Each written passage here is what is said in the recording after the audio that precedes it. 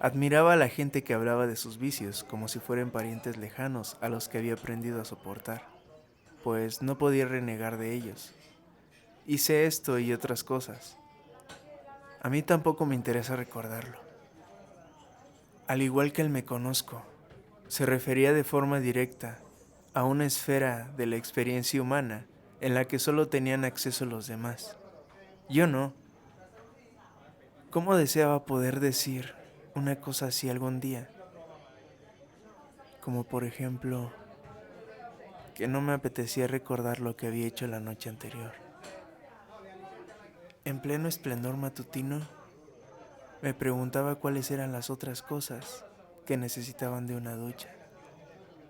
¿Te duchaste para sentirte mejor, ya que tu organismo no podía soportarlo más? ¿O te duchaste para olvidar, para eliminar cualquier rastro de degradación y la indecencia de la noche anterior? Ah, proclamar todos tus vicios para mover la cabeza en señal de desaprobación y purificarlo todo con zumo de albaricoque recién hecho por los dedos aritméticos de Mafalda y hacer sonar los labios al terminar. ¿Ahorras las ganancias? Lo ahorro y lo invierto, bro. Ojalá hubiese tenido esa cabeza a tu edad. Me habría ahorrado muchas decisiones equivocadas, dijo mi padre. ¿Decisiones equivocadas tú, bro? Sinceramente no te veo ni siquiera imaginándote una decisión equivocada. Eso es porque me ves como una figura, no como un ser humano. Peor aún, como un anciano. Pero hubo alguna que otra. Me refiero a decisiones equivocadas. Todo el mundo atraviesa un periodo de traviamiento. Cuando tomamos, por tener un ejemplo, un camino diferente en la vida, la otra vía,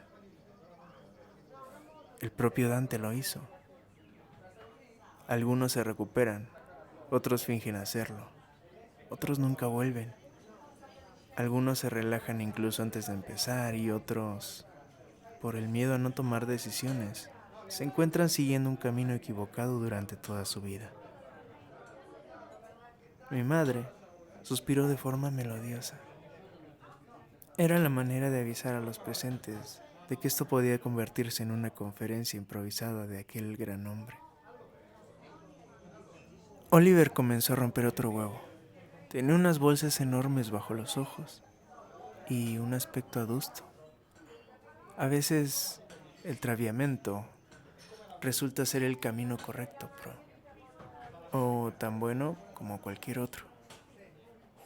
Mi padre, que para entonces ya estaba fumando, asintió de forma pensativa.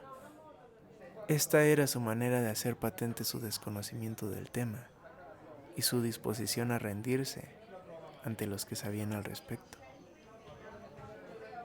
A tu edad yo no sabía nada, pero hoy en día todo el mundo sabe de todo y hablan y hablan. Quizá lo que Oliver necesita es dormir, dormir, dormir.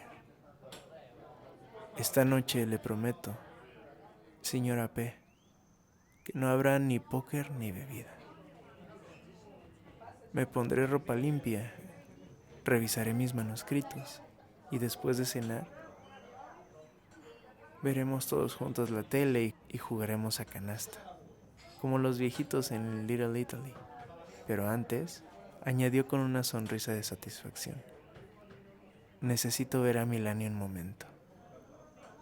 Sin embargo, esta noche, lo prometo, seré el chico que mejor se porte en toda la Riviera. Y esto fue lo que ocurrió. Tras una breve escapada a B, se convirtió en el Oliver verde. Durante todo el día, un niño no mayor que Vinimi, con todo el candor y ninguno de sus dardos. También había un enorme ramo de flores que habían enviado de la floristería local. «Has perdido la cabeza», dijo mi madre. Después de comer, dijo que iba a echarse una siesta. la primera y la última durante su estancia entre nosotros. Y sí que se la echó, pues cuando se despertó, hacían las 5 de la tarde. Estaba tan fresco como si se hubiera quitado 10 años de encima. Las mejillas rojas, los ojos descansados y sin rastro de la sobriedad previa. Podía haber pasado por alguien de mi edad, como había prometido. Aquella noche nos sentamos todos juntos. No había invitados y vimos películas románticas en la tele. La mejor parte fue cuando todo el mundo, incluidas Vinimi, pasaba por allí y Mafalda, cuyo asiento se hallaba cerca de la puerta del salón, replicaba cada escena, predecía cómo acabaría y en ocasiones se designaba y se burlaba de las estupideces de la historia, de los actores y de los protagonistas. ¿Por qué? ¿Qué habrías hecho tú en su lugar? Le habría dejado. Eso habría hecho. ¿Y tú, Mafalda? Bueno, en mi opinión, creo que debería de haberle dicho que sí la primera vez que le preguntó y no titubear tanto tiempo. Exactamente lo que digo yo. Recibió lo que se merecía y punto. Solo nos interrumpieron una vez. Fue una llamada de teléfono desde Estados Unidos. A Oliver le gustaba que sus conversaciones telefónicas fuesen extremadamente cortas, casi abruptas. Escuchamos cómo pronunció su inevitable "luego", colgó, y antes de que nos diésemos cuenta, estaba de vuelta investigando qué se había perdido. Nunca hacía ningún comentario tras colgar. Nunca le preguntábamos. Todo el mundo a la vez se ofreció de voluntario y para explicarle lo que había ocurrido en la trama, incluido mi padre, cuya versión de lo que se había perdido Oliver era menos precisa que la de Mafalda. Había mucho ruido, por lo que nos perdimos más de lo que él se había perdido durante su corta llamada. Nos reíamos mucho. En algún momento, mientras nos hallábamos totalmente concentrados en semejante drama, Anchis entró al salón y, desenrollando una camiseta vieja y empapada, nos mostró la pesca de la tarde. Un róbalo gigantesco que iría destinado a la comida o a la cena de mañana y del que había suficiente para todos los que se quisiesen unir. Mi padre decidió echarle un poco de grapa a todo el mundo. Incluso le dio unas gotas a Vinimi. Aquella noche todos nos fuimos pronto a la cama.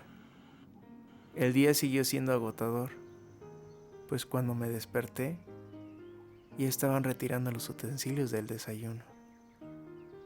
Me lo encontré tumbado en la hierba, con un diccionario a su izquierda y un cojín amarillo bajo el pecho. Tenía la esperanza de hallarlo sobrio o que estuviese del mismo humor del que había estado todo el día anterior, pero ya estaba metido del todo en su trabajo. Me sentí extraño al romper el silencio. Tuve la tentación de volver a mi costumbre de fingir que no le había visto, pero ahora era más difícil de hacer, sobre todo cuando 2 días antes me habían dicho que se había dado cuenta de mi pequeña actuación. El hecho de saber que estábamos fingiendo cambiaría algo si volvíamos a no hablarnos. Es probable de que no. Quizá abriese incluso aún más la brecha, pues era más difícil para cualquiera de los dos creer que seríamos lo bastante estúpidos como para aparentar precisamente lo que ya habíamos confesado, que era una farsa. Pero no podía aguantarme. Te estuve esperando todo el día. Me parecía a mi madre cuando le reprochaba a mi padre que volviese a casa tan tarde sin explicación. Nunca pensé que llegaría a sonar tan malhumorado. ¿Por qué no bajaste al pueblo?, fue su respuesta. No sé. Lo pasamos bien. Te hubieras divertido. Descansaste al menos. Más o menos. Estuve inquieto, pero bien. Volví a quedarse mirando la página que había estado leyendo, y pronunciaba con afectación y en silencio las sílabas. Quizá para demostrar que estaba muy concentrado en esa hoja. ¿Vas a ir al pueblo por la mañana? Sabía que le estaba interrumpiendo y me odiaba por eso. Luego, tal vez, debí haber pillado la indirecta. Y lo hice, pero una parte de mí se negaba a creer que alguien podría cambiar tan rápidamente. Yo tengo pensado ir al pueblo. Ya veo. Un libro que había pedido ha llegado por fin. Debo recogerlo en la librería hoy por la mañana. ¿Qué libro? Armancia. Si quieres yo lo recojo. Le miré. Sentía como un niño que, pese a todas las disculpas e indirectas, se ve incapaz de recordar a sus padres, que le habían prometido que le llevarían a la tienda de juguetes. No hacía falta andarse por las ramas. Es que tenía la esperanza de que pudiésemos ir juntos.